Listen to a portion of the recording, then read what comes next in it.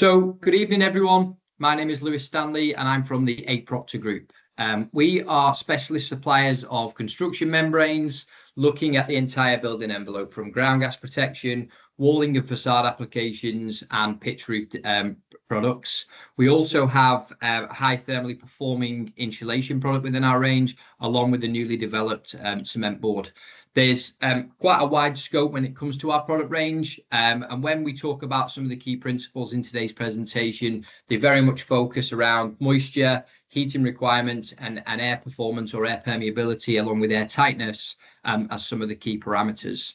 Now, today's presentation is a REBA presentation, and just to give you all just an insight, we do have to put a disclaimer up that the presentation is provided by the A. Proctor Group in good faith and considered factual and accurate when they originally published on the 18th of July 2023.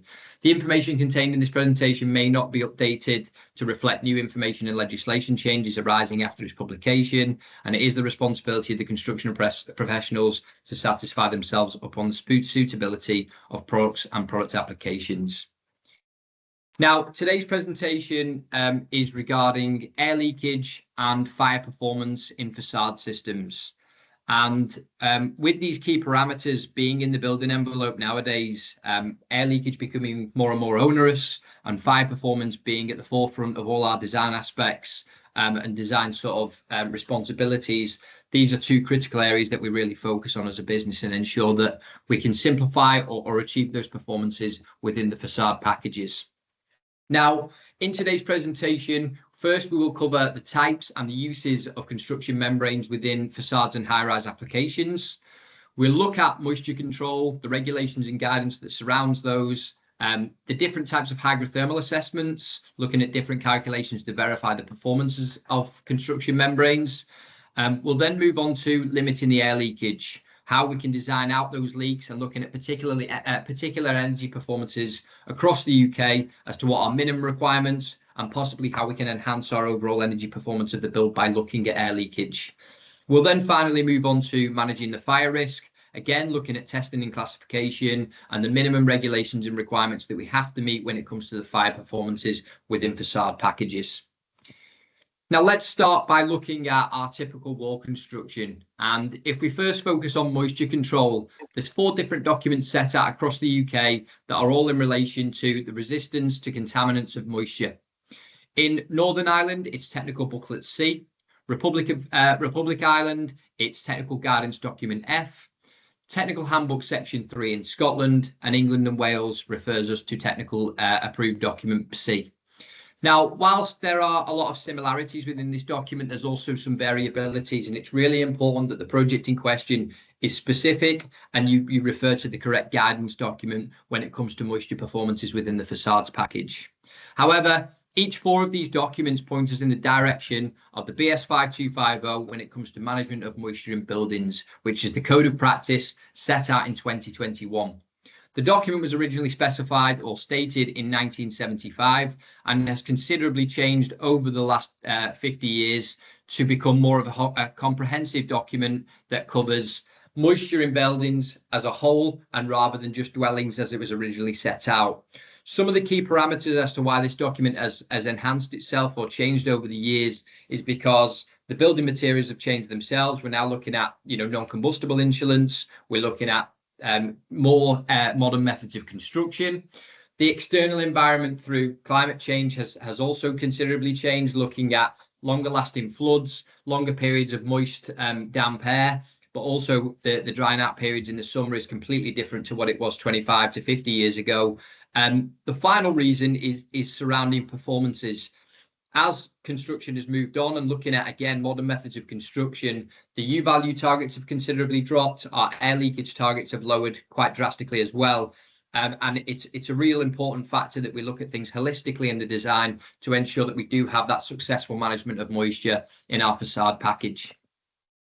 Now, when we look at moisture factors when it comes to a building envelope, there's 3 key considerations that we have to take into account when looking at the design stage.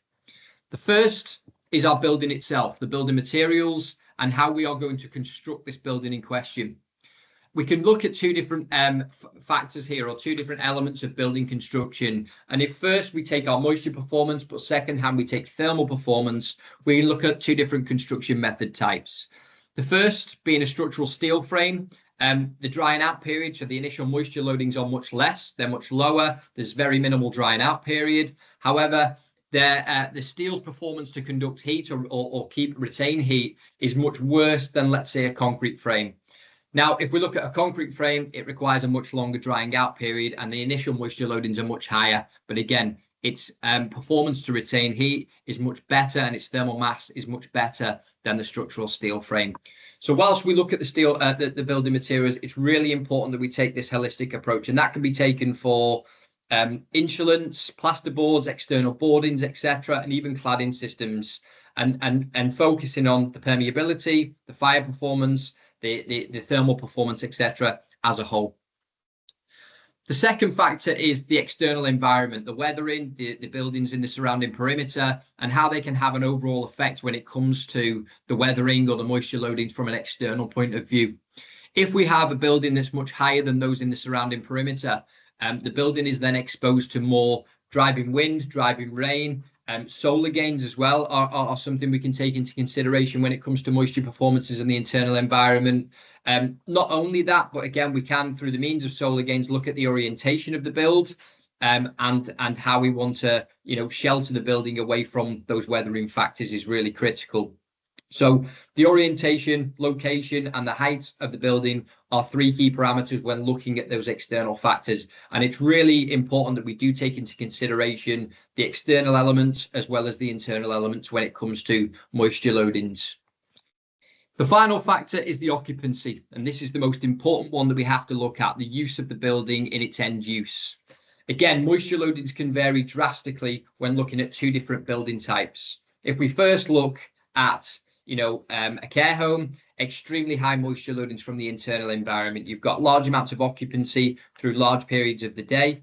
You've got cooking, you've got washing and drying of clothes, you've got heating onto a much higher temperature, and again for prolonged periods, which all of these factors can introduce excessive amounts of moisture into the internal environment. It's critical that we take that into consideration when looking at our hygrothermal assessments further down the design stage or even at an initial design stage. On the flip side, we can look at, a factory with roller shutter doors opening and closing on a regular basis, irregular occupancies, and a minimal amount of air leakage or air tightness performances and thermal performances when it comes to the construction method. So it's really key that when we're designing that building, we understand the internal usage and how much moisture is going to be present from that. And when we have those three key design principles, we can then start to look at the balance between heat, air, and moisture movement within and through the external envelope of the building. Now, when we change any of these, we can change the heating requirements, and it will have an effect on the overall moisture. You can change the air tightness, but again, what does that then do to your heating requirements? Does that reduce that further? It's all a key balance and a fine balance when managing heat, air, and moisture movement within and through the external envelope. The HAM principles as a business are something we are considerably focused on. Now, when looking at hygrothermal performances, it's really critical that we take two key things into consideration. The first in our through wall construction is our temperature gradient, the temperature or the amount of moisture vapor in which the air can hold at a certain temperature. As this comes through our wall construction, it naturally drops the temperature, and the moisture loadings or the amount of moisture it can hold is dropping more and more as it works its way through the facade. What we're trying to do here is keep the temperature gradient away from the dew point, which is the point at which it turns from moisture vapor to liquid moisture and can then cause a condensation risk in the through wall construction. This is where we get a balance of insulation from the internal elements, the SFS or the timber frame, for example, to the external elements, and carrying that temperature or the moisture vapor through the wall to a point in which it can naturally condensate externally or hit its dew point in a ventilated or a drained cavity is where we would like to successfully achieve that moisture balance. Now, the BS 5250 document that we mentioned earlier specifies two membrane uses for control of moisture through the facades package. The first is what's known as an air and vapor control layer, or an AVCL. These products are airtight, limiting air leakage through the facade package. They're vapor tight, limiting the moisture ingress from the internal into the construction. And nowadays, and something that's a key consideration when on site, is that these products should be reinforced and durable. The reinforced and durable nature means that perforations and penetrations limit the overall damage to the membrane in question. And if there's a small cut or a small tear in the membrane, it then doesn't need a complete removal and replacement. Small localized repairs can be carried out to reinstate that membrane in use. The second membrane type for use in the BS5250 is what's known as a vapor permeable membrane, or as a lot of people would understand as a breather membrane. The reason why we use the term vapor permeable rather than breather is because these products can be airtight or air open, allowing for them to either limit air leakage or allow for air to bypass through them in both directions. What these products have to be is vapor permeable, meaning that the moisture vapor can bypass through these successfully in accordance with the parameters that are set out in BS5250, which means the SD value has to be less than 0.12. Because they're moisture vapor permeable, that then means that they're moisture vapor neutral, and the positioning of those isn't as critical. And when we do position a membrane in a specific location, it can then come down to different parameters. So whether they need to be airtight and the primary location for that, whether they provide temporary weather protection, may result in the location of the membrane during construction and after construction. Now, what is really important in any facade package is specifying a membrane in a particular location, ensuring that it doesn't introduce or increase the risk of interstitial condensation. Now, the BS5250 specifies two methods for hygrothermal assessments in the UK. The first, in accordance with the BSEN ISO 13788 standard, is what's known as a Glaser method calculation. And this specifies the traditional through-wall calculation for condensation risks. We run the U-value calculation first, and from that, we then take two key parameters, our layer thermal resistance and our layer vapor resistance for each of our materials that form part of our wall construction. We then, from a U-value point of view, then take into account some correction factors, looking at thermal resistances, ventilated air gaps, insulation air gaps, and also fixings and how they may have an effect on the overall U-value performance. We then look at the internal and external conditions with guidance from the calculation method from BSEN 13788 and the BR443 document. The internal conditions are based on different internal occupancies from risk categories 1 up to 4, and external conditions are then taken as a nearest location to that project in question. This data is taken from a historic database where the nearest location may be, 5 to 10 miles away. It's not always particularly specific to the building in question. Now, the two key factors that we take for the internal and external conditions are our relative humidity and our temperature, and they set out the parameters for our temperature gradient and our dew point in our through wall construction. Once we've inputted the internal and external conditions, we can then receive 12 quite easy and simple to understand graphs from January to December, looking again at our temperature gradient with your red line and the dew point with your blue line. What you can see here in this calculation is that we've got a successful hygrothermal analysis, and there's no risk of interstitial condensation when looking at the overall through wall buildup. Now, because of some of the limitations to the Glaser method calculation, which include the lack of external moisture loadings, so it doesn't take into account any moisture loadings from an external environment. It's only one directional moisture from internal to external. It also can't take into account any existing moisture that's in the building material already. So particularly on existing refurbishment projects with brick or block, it can't take into account the amount of moisture that's already present. And it also can't take into account any building materials performance when it comes to absorbency, storage, or releasement of moisture during the building's lifespan, which all play a key part when it comes to the overall moisture loadings and moisture management in the through wall construction. Now, because of those limitations, there is a second method of hygrothermal assessment specified in the BS5250 document. And this is the calculation method is carried out in accordance with the BSEN 15026 standard. This is what's known as a dynamic numerical simulation calculation and is run through software such as WFI. This calculation is a much more in-depth analysis of the overall hygrothermal performance, and can take into consideration some of those pitfalls that the glazing method carries, such as water content or moisture content in the building materials, the external moisture loadings and how that has an effect from an external factor introducing moisture into the facade package. But also these calculations can be carried out for much longer, providing us with a more accurate and a more long-lasting hygrothermal assessment of the building in question. Now, some of the pitfalls of this calculation is that the training is extremely extensive. The person undertaking the calculations needs to have a really good understanding of hygrothermal performances, building construction, and the moisture performances within a building environment. And the input of the data has to be extremely accurate to ensure that the output, which is a lot more in-depth and accurate for the building in question, is that it has to be accurate to get a good understanding and a good output from the other side. Now, the BS 5250 specifies the dynamic numerical simulation calculation method for two particular areas in construction. The first is existing solid wall construction due to the amounts of moisture that are present that can't be taken into account during the glazer method, but also for non-standard building applications, as was the case with Sensitive Wells Point down in Exeter, which was the world's first passive house leisure centre. There's a number of reasons why we would classify this as non-standard. The first being its passive house performances, so extremely low U values, extremely low air tightnesses, all introducing a potential risk of moisture in the facade or in the built environment. The internal environment itself also made it non-standard. So from a leisure centre perspective, we had a swimming pool, we had office space, we had changing rooms, a cafe, etc. All again introducing risks or high potential risks of moisture loadings through the wall construction.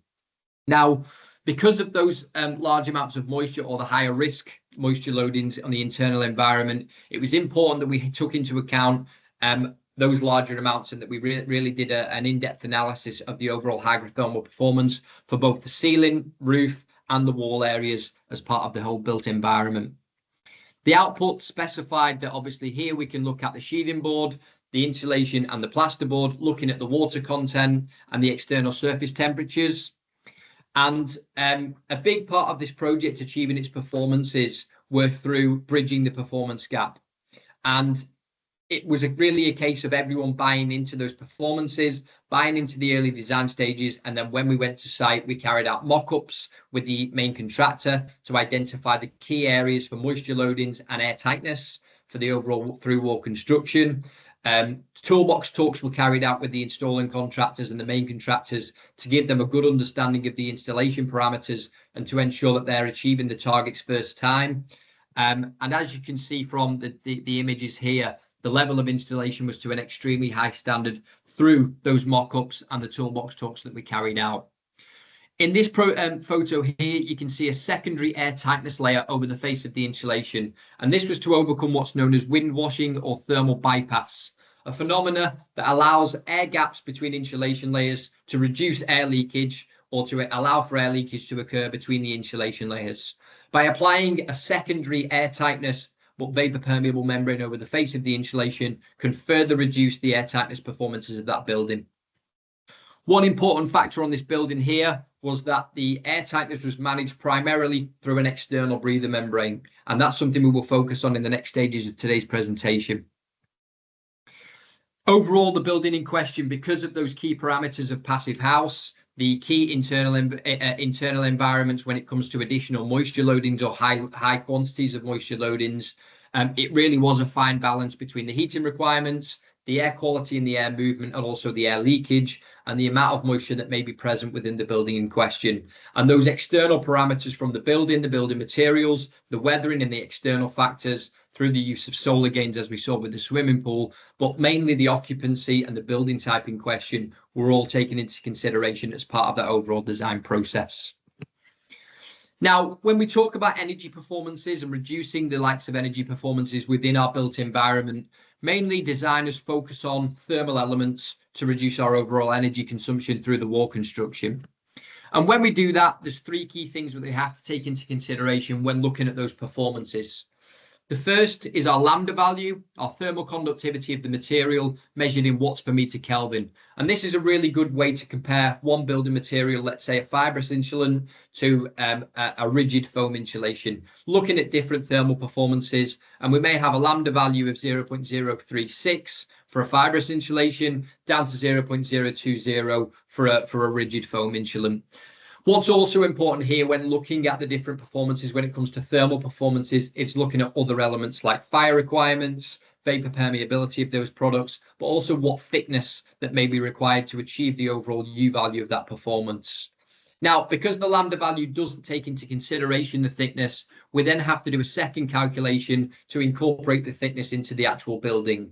So this is what's known as our R value, or our resistance for each of the layers.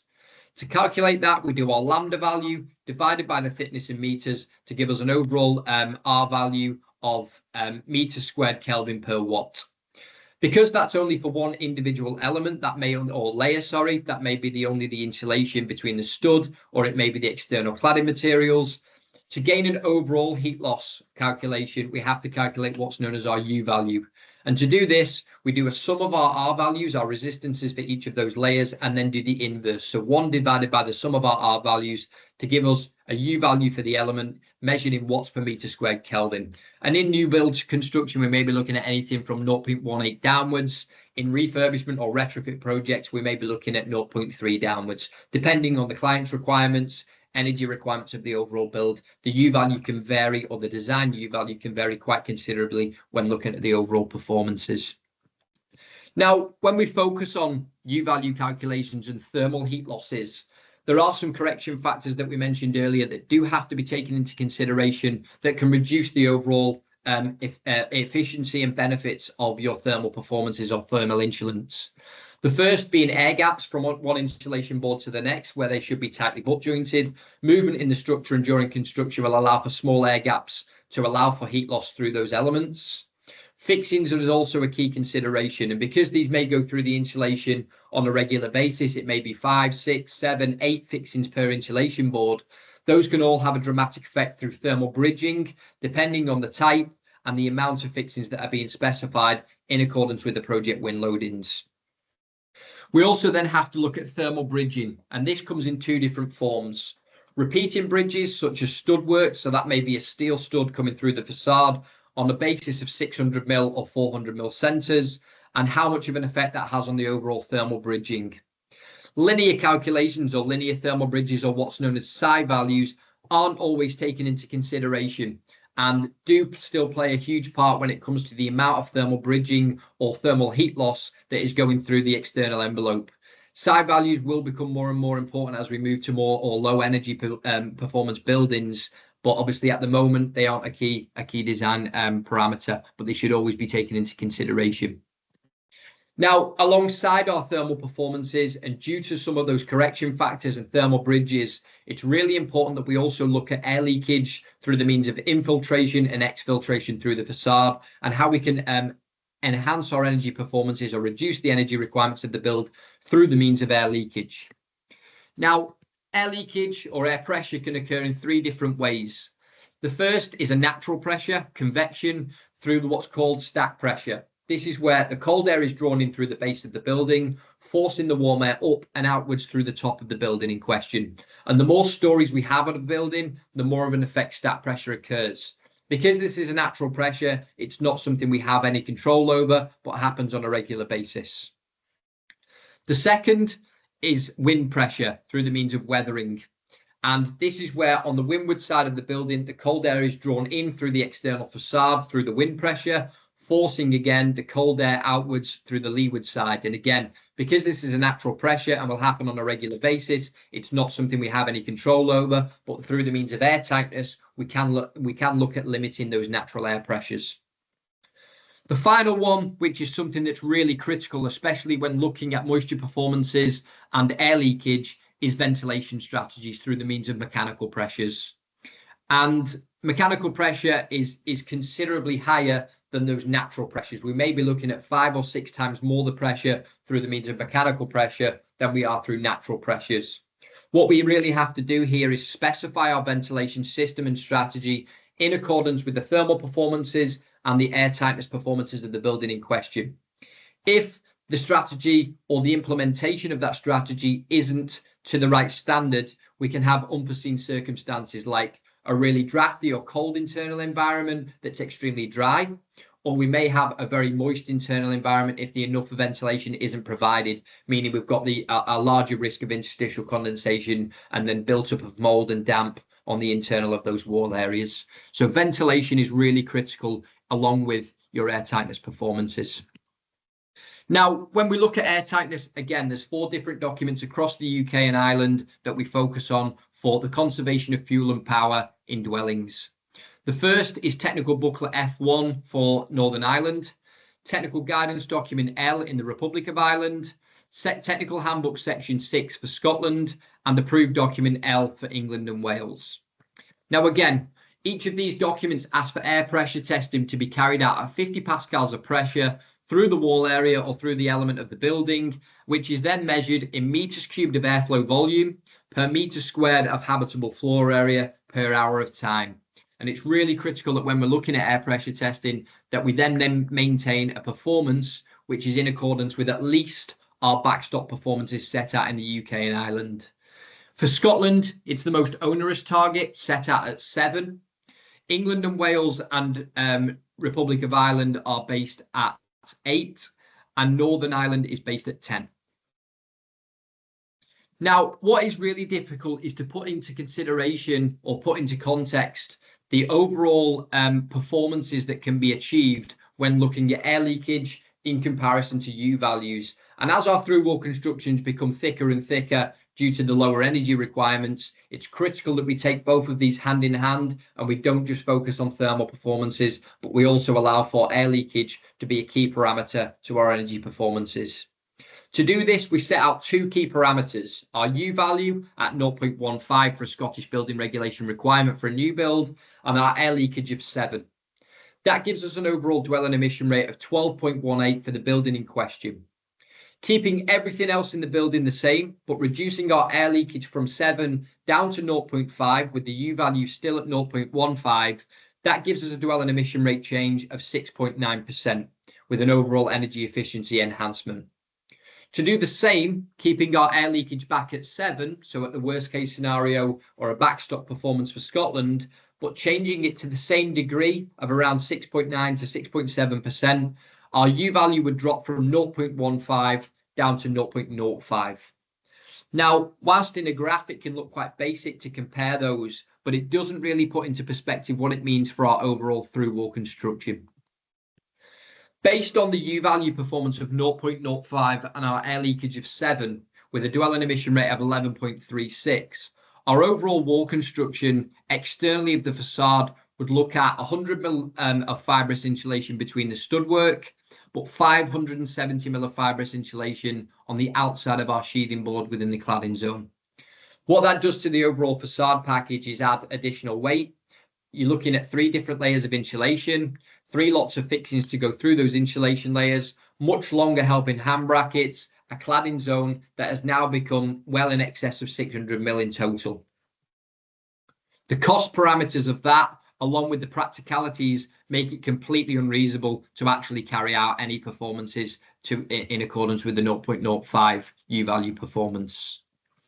When we revert that back to a 0.15 and manage this through air leakage through the use of construction membranes, our overall wall construction reduces by around 370 mil, down from, 320 mil, 420 mil, from 100 mil SFS within the frame still, but then externally in the cladding zone, we're looking at 150 mil fibre when compared to 570 mil of mineral fibre insulation on the external of that facade package.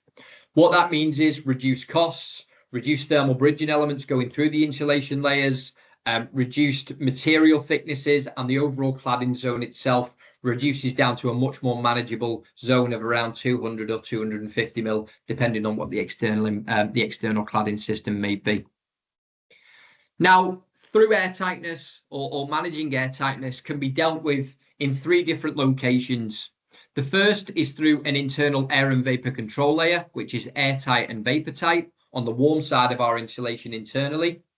We can manage air tightness through a primary vapor permeable membrane over the face of our sheathing board, which is airtight but vapor permeable.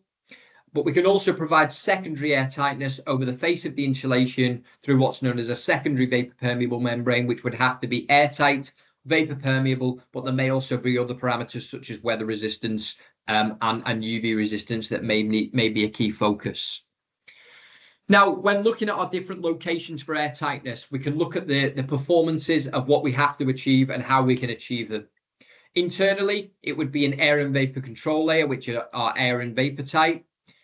They are our traditional configuration, and most buildings that we design have an internal air barrier. Our air and vapor control layer is still our traditional air tightness line. Now, the reason why we use the term can reduce condensation risk is because vapor control layers require extremely complex sealing and jointing to install them through the large number of penetrations going through the internal dry lining package. So sockets, switches, bracketry, all reduce the amount of resistance to condensation and air tightness going through the internal linings. And we also require specialist accessories to install these in a really good manner. So a double-sided tape to the back of the products to the stud work. You may then require, well, you will require a single-sided tape for your laps and your perimeter, plus any other tapes for any penetrations, along with that complex detailing that we have to carry out on a regular basis. All meaning that achieving those lower performances is much more difficult through an internal air barrier than what it may be elsewhere. And this graphic here shows a walkthrough through an apartment, looking at the external line of air tightness, or the internal line of air tightness, with the large number of penetrations and details that we have to deal with, and manage to achieve, one, a robust air tightness line, but two, resistance to moisture penetration through our AVCL. And whilst we walk through, you've got sockets, switches, radiator pipes, water pipes, all that may be manageable during construction. But as we get through the construction phase, the occupants then may move into the property and move a socket and a switch. They may move a pipe or a radiator. They may put TV brackets on the wall, in which all will penetrate our AVCL, reducing the resistance to moisture vapor, but primarily reducing our air tightness for the overall building, or making it a more leaky building through our internal air tightness line. To manage that, we then focus at moving our air tightness line externally through a primary vapor permeable membrane. These products are, as we said, airtight and vapor permeable, which allows for them to be moisture vapor neutral, meaning that it can be placed pretty much anywhere in the facade package, irrelevant to the insulation placement. Applying these over the face of a sheathing board on an SFS and concrete frame application dramatically simplifies the installation, meaning that we can sail the external airtight membrane right the way down the entire elevation with some very few penetrations around openings and our helping hand brackets, which are typically dealt with only during the construction phase. We can then further simplify that installation if, instead of using tapes to the back of the membrane, we apply a fully self-adhered membrane over the facade package, reducing the installation time, reducing the installation costs, and providing a more continuous and robust air tightness line over the face of the sheathing boards. Because of those fewer penetrations required to the external of the facade, so we're looking at windows and doors, plenum details, and helping hand brackets, which tend to be pulled tight into the back of the facade, we are future-proofing our air tightness line, with the penetrations internally being able to be accessed after the construction phase by the occupants. Moving the air tightness externally won't allow for the occupants to access the air tightness line. And the only remedials, or the only changes that would happen to the air tightness line, would generally be through complete facade remedials, where the air tightness barrier and the sheathing board would be a complete removal and replacement. So it's future-proofing your air tightness by moving it externally and allowing for us to achieve, let's say, a 3 during construction, but also a 3 or a 4, which is very, very minimal difference 5 or 10 years down the line, because our air tightness is located externally. The graphic here shows the primary sockets and switches that go through the internal linings, and obviously having to deal with them on a regular basis, as I've mentioned, overall reduces our air tightness barrier internally. To move that externally, we've got a much more uniform installation, and with a self-adhered membrane, you've then got that removal of lateral airflow and potential damages during construction. We do tend to find with tape-applied membranes, they like to flap about and move around during construction, and remedial actions are necessary. By having a fully adhesive-backed product, reduces the likelihood of damages and removal and replacement during construction. We can then look further outwards of the facade package over the face of our cladding insulation to provide us with a secondary vapor permeable membrane. These products can be airtight or air open, depending on the performances, but they have to be vapor permeable to allow for the construction, to allow for the moisture vapor to bypass. What they have to be is weather resistant to provide protection to the insulation layers during construction. But as we see with most facade packages now, the insulation materials that are used externally have a degree of weather resistance and an exposure time, meaning that a secondary vapor permeable membrane isn't always necessary during construction. What we can then also look at is the limitation of fire spread and how the placement of the membrane may also limit the fire spread during construction or even after construction, depending on the type and the performance of that membrane in question. And that leads us on to the final part of today's presentation, which is in relation to fire performance. As the regulations have changed over the past sort of 5 to 10 years in construction when it comes to fire safety, there's a number of different documents that have been introduced into the market when it comes to fire safety, materials and workmanship, building a safer future. If we look at the key focuses for the 4 areas of the UK and Ireland, you've got Technical Booklet E for Northern Ireland, Technical Guidance Document B for England, for the Republic of Ireland, Technical Handbook Section 2 for Scotland, and England and Wales is Approved Document B, alongside Materials and Workmanship in Approved Document 7. Now, what these documents specify is for relevant buildings over 11 metres or non-relevant buildings over 18 metres, all building materials that form part of the external wall have to achieve a minimum of A2 S1D0 fire performance in accordance with the BSEN 13501 standard.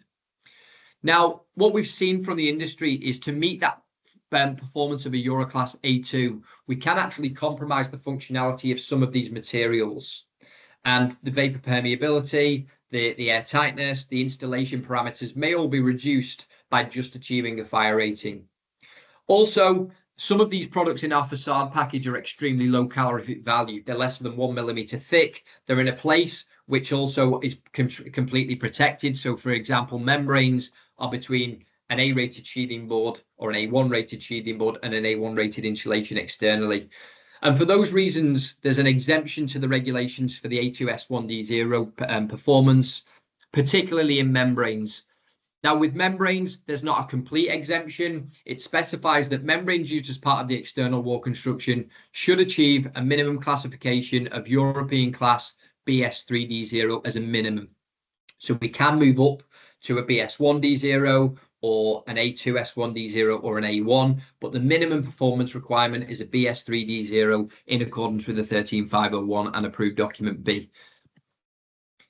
In Scotland, there is a complete exemption for membranes, I may add. So whilst in England and Wales, there's the minimum exemption or minimum requirement for BS3D0, membranes in Scotland, there is a complete exemption in the regulations, so they don't have to meet a minimum fire performance.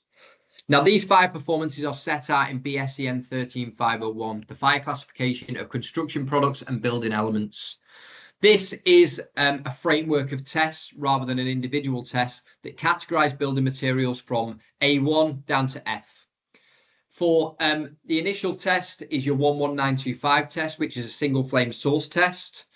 That's direct impingement of flame, and it looks at categorizing building materials from F up to a D. To move us into, up to a C. To move us into the B category, we then have to look at the BSEN 13823 standard, which is our single burning item test, allowing for a classification up to a B class. To then move into your A-rated, whether it's A2 or A1, we then have to carry out 2 additional tests. The 1182 non-combustibility test and the 1716 calorific value test to move us into that A-rated category.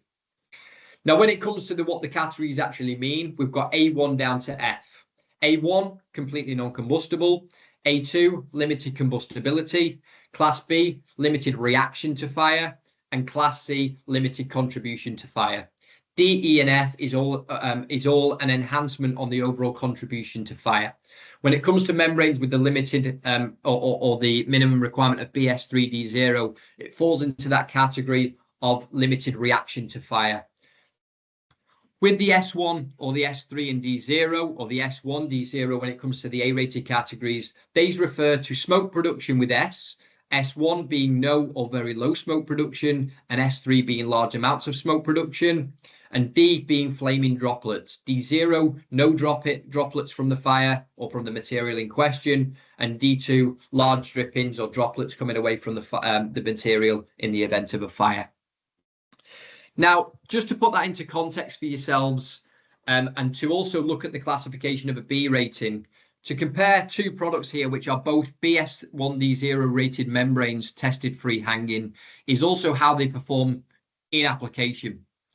So whilst these are both BS1D0 membranes free hanging, when we apply them onto a timber frame construction here, we can see that within about 2 minutes or less, the membrane on the right-hand side provided no protection whatsoever to the timber frame, letting the fire break through and get hold of the timber and spread internally. The membrane on the left-hand side, again, still a BS1D0 with a limited reaction to fire, actually expands. It's got an intermittent facing coating on it, which expands and stops the fire from spreading through it and into the facade behind it.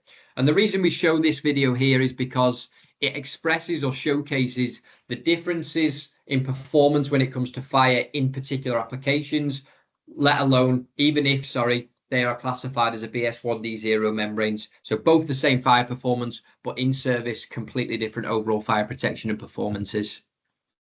Now, outside of the BSCN 13501, an additional test, which is the BS8414 test, was and is still an extremely high performance test, which is a fully integrated system test.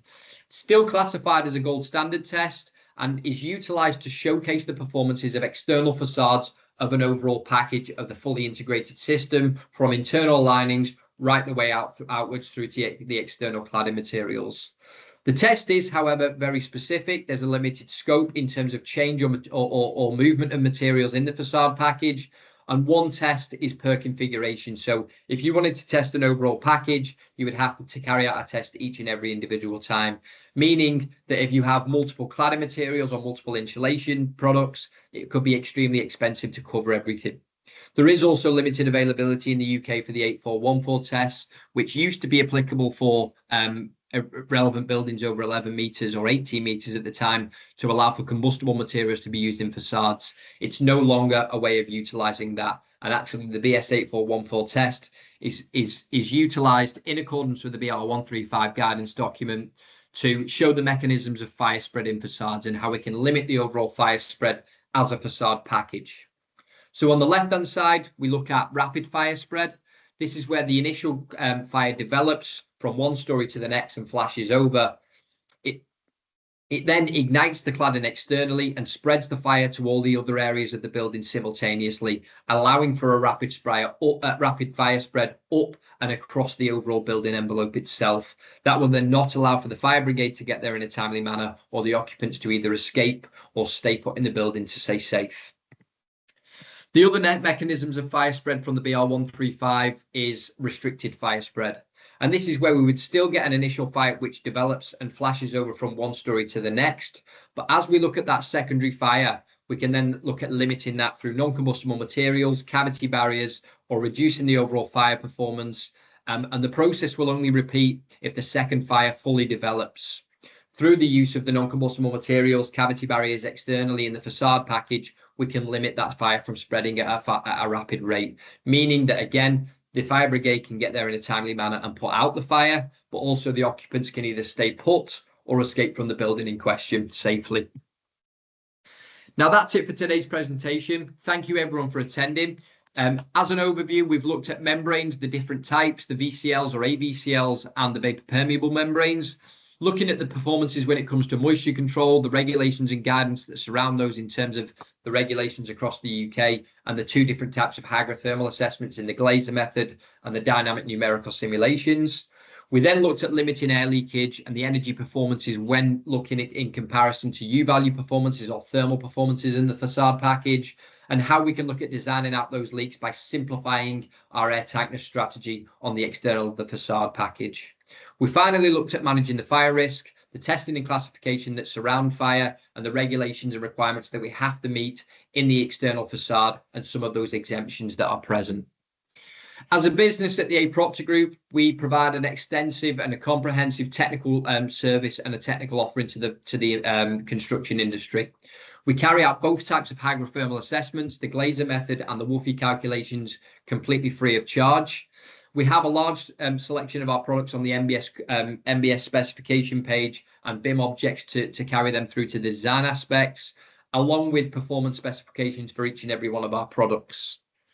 We then advise on detailing and drawing markups with the architects or the design cladding contractors to showcase where the membrane should go in accordance with the calculations, but also those key penetrations, key junctions, to provide you with a robust air tightness and vapor tight construction where necessary. To then bridge that performance gap, we carry out on-site toolbox talks with the installing contractor, main contractor, and the site installation or management team to ensure that the materials that are being installed are to the correct standard and you're getting the most out of those products. We will then visit site on a regular basis in accordance with the main contractor and the subcontractor to ensure that there's that continuity of level of installation and we're achieving those performances right the way throughout the build process. Our website is a great place for anyone to go and see all of our technical data, installation guides, brochures, etc. There's a members area on there that you can sign up to and gain access to all of our tests, all of the product data sheets, all of the install guides, brochures, etc. Some case studies are on there, but we also have our own U-value calculator, which you can access, have a play about with, input some data and project information, and then send that off for verification to our technical team to overlook the U-value calculation, provide any amendments and comments, and then we'll send you that calculation back. We also have a wide presence on social media. Please feel free to give us a follow on each of those. LinkedIn, we're quite prominent on. YouTube, we do webinars, roundtable discussions, and CPDs on there on a regular basis. So again, please feel free to visit those pages for further information on our offerings. Thank you everyone for listening. Really appreciate the attendance. And if you have any questions afterwards, please feel free to forward them over via email to myself. Thank you very much. Lovely. Thank you very much, Lewis. That was really informative, very interesting. A lot of very impressed comments in the chat. So, as he said, any questions, then fire them over. So, thank you very much for your time tonight, Lewis, and thanks to the Scottish Committee for CABE who